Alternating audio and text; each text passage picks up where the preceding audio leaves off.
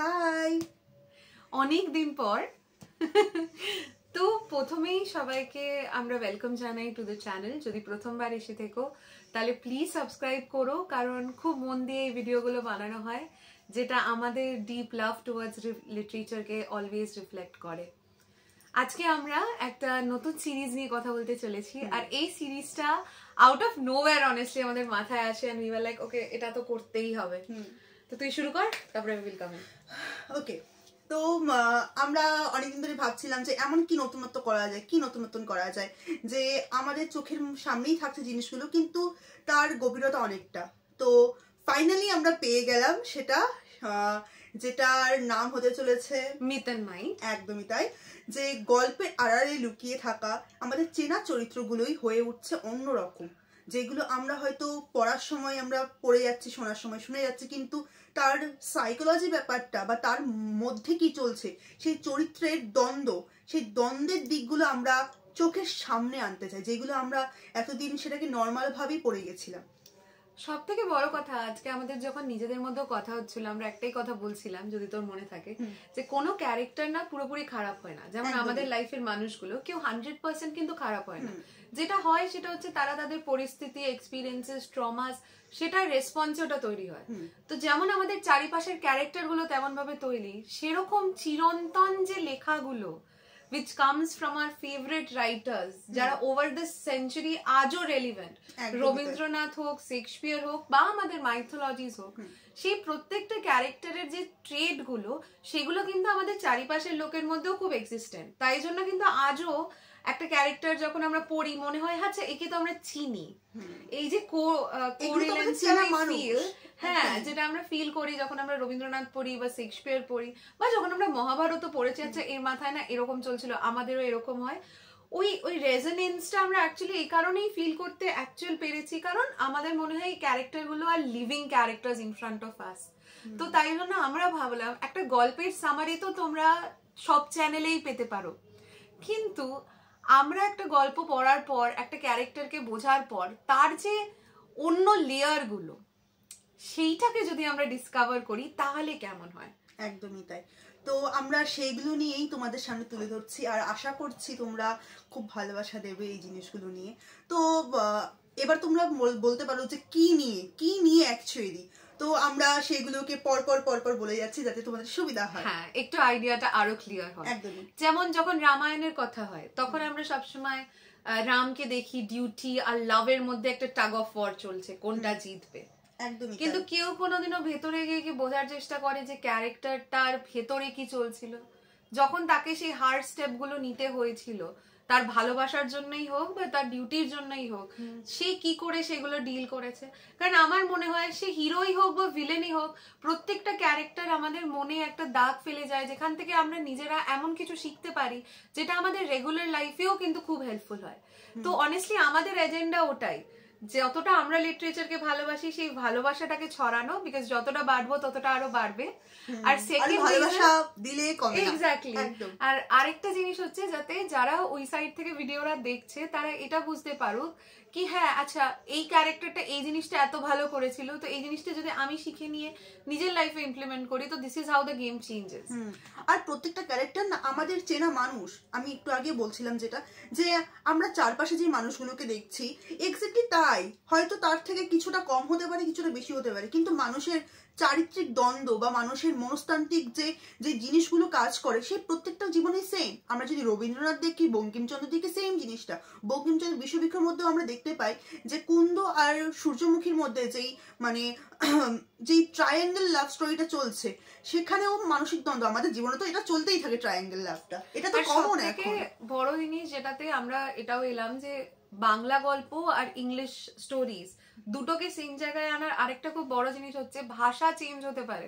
আজকে আমরা কোনো জাপানিজ, স্প্যানিশ নভেলও পড়তে পারি, the language can be different, but emotions are not. একদম, ইমোশনস কিন্তু সেমই হয়। জেলেসি, অ্যাঙ্গার, রিভেঞ্জ, প্রতিশোধ, প্রত্যেকটা জিনিসের যে মেইন সেন্ট্রাল আইডিয়াটা কিন্তু সেম, ক্যারেক্টার গুলো আলাদা হতে পারে। তাই জন্য কোনোদিনও শেক্সপিয়ার পড়লে সেই ক্যারেক্টারটাও না কাছের ক্যারেক্টার লাগতেই পারে, ইভেন ইফ তার ল্যাঙ্গুয়েজটা আলাদা। তো আমি জাস্ট চাইছি যে এখানে যারাই দেখছে তারা না ওই ভালোবাসাটার ডেপথটাতে যাক, যেখানে তারা এটা রিয়েলাইজ করুক যে এটা ক্যারেক্টার, তাকে তুমি ভালোবাসছো, তার কি চলছে বুঝছো, যাতে তোমার লাইফে যেটা চলছে সেটাও তুমি অনেক ইজিলি ন্যাভিগেট করতে পারো। একদম, যেরকম আমরা যদি পুরাণের দিকে তাকাই বা মিথ স্টোরিজ গুলোর দিকে তাকাই, সেখানে আমরা দেখতে পারবো যে মহাভারতে আমরা সব থেকে খারাপ চরিত্রকে ভাবি দুর্যোধন, তাই তো? একদমই তাই। কিন্তু আমরা যদি আমরা এটাই নিয়ে আসছি যে তোমরা এতক্ষণ ধরে ভাবছো যে ওরা কি নিয়ে বলছে, আমরা যদি এরকম ভাবে দেখাই জিনিসটা যে দুর্যোধন খারাপ চরিত্র নয়, হয়তো সে অনিরাপত্তার দিক থেকে বা ওর জীবনে কোনো যে জিনিসটা ও পেতে চেয়েছিল, সেই ও জানে ওর চরিত্রের মধ্যে দুর্বলতা আছে, ও জানে ওর মধ্যে সেই শক্তিটা নেই, কিন্তু সেটা ও বই প্রকাশ করতে চায়নি, হয়তো সেই কারণে এই যুদ্ধ, তাই না? আমরা তো সবসময় দায়ী করেছি দ্রৌপদীকে, তাই না? তোমরা সবাই দায়ী করেছো দ্রৌপদীকে, কিন্তু তোমরা দ্রৌপদীর অন্তরালে কি চলেছে সেটা দায়ী করতে পেরেছো কখনো? ভরা সবাই ওর সাথে কি হয়েছিল সেটা দায়ী করতে পেরেছো কখনো? আমরা সেইগুলো নিয়ে আসছি। হ্যাঁ, অবশ্যই দিদির সাথে আমার তর্ক বিতর্ক লাগবে, যেটা একটু আগে হচ্ছিল। হ্যাঁ, আর আমি জাস্ট বললাম ক্যামেরার সামনে করবি, এমনি এমনি করে কি লাভ আছে আমাদের, এমনিতে তো ঝগড়া হয় না কোনো। তো আমরা সত্যি এটা বলেছি। হ্যাঁ, তো জিনিসটা হচ্ছে ঠিক তেমনি ভাবে লেডি ম্যাকবেথকে কত অ্যাবিউজ করা হয় ফর হার অ্যাম্বিশন, চাহিদা, বাট সেই চাহিদাগুলো কোথা থেকে আসছে যে সে এরকম একটা ভিলেন ক্যারেক্টারে হলো, তাই না? তারপরে অনেক মানুষের মধ্যে থাকে যে আচ্ছা কর্ণ বেটার ছিল না অর্জুন রিয়েলি বেটার ছিল, কে বেশি ট্যালেন্টেড ছিল, বা কৃষ্ণা কি এথিক্স ফলো করেছিল না ম্যানিপুলেশন করেছিল, তাই না? তো এই যে স্পেকট্রাম গুলো, যেই স্পেকট্রাম গুলো অ্যাকচুয়ালি একটা রিডারের মাইন্ডে চলে, রাইটার তো তিনি লিখেছেন অতটা ভেবে, কিন্তু তুমি যখন অ্যাজ আ রিডার কোনো কিছু পড়ো, তোমারও কিন্তু একটা বইয়ের প্রতি একটা কন্ট্রিবিউশন থাকে তোমার নিজস্ব চিন্তা ভাবনার দিক দিয়ে, ঠিক আছে? সেটা তোমার নিজস্ব ভাবনার দিক দিয়ে আমরা সেটাই শেয়ার করতে চাই, যাতে তোমরাও আরেকবার রিথিঙ্ক করতে পারো এই গল্পগুলোকে নিয়ে, এই ক্যারেক্টারগুলোকে নিয়ে, আর যাই শিখতে পারবো তোমরা বা আমরা দুজনে মিলে, সেটাই যাতে লাইফে ইমপ্লিমেন্ট করে লাইফটা আরো সুন্দর, আরো বেটার করা যেতে পারে। একদমই তাই। তো আমাদের এটাই প্ল্যান যে আমাদের আজও সেই পুরোনো গল্প, রবীন্দ্রনাথের দিকে তাকাই, বঙ্কিমচন্দ্রের দিকে তাকাই, শেক্সপিয়ারের দিকে তাকাই, আমাদের পুরোনো কোনো মিথ চরিত্রের দিকেও তাকাই, সেগুলো আজও এতটা কেন প্রাসঙ্গিকতা রয়ে গেছে আজও, যে প্রত্যেকটা চরিত্র আজও কেন জনপ্রিয়। এত বছর হয়ে গেছে, রবীন্দ্রনাথ চলে গেছেন, শেক্সপিয়ার চলে গেছে, কিন্তু আজও তার গল্পগুলো প্রত্যেকটা মানুষের মনে মনে।